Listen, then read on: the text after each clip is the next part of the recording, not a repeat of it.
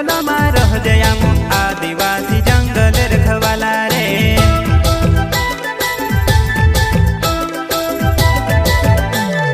चल जंगल जमीन काज पूजे रे आदिवासी दुनिया ने रखवाला रे। बाप देव खतरी काज पूजे रे आदिवासी सबसे निराला रे।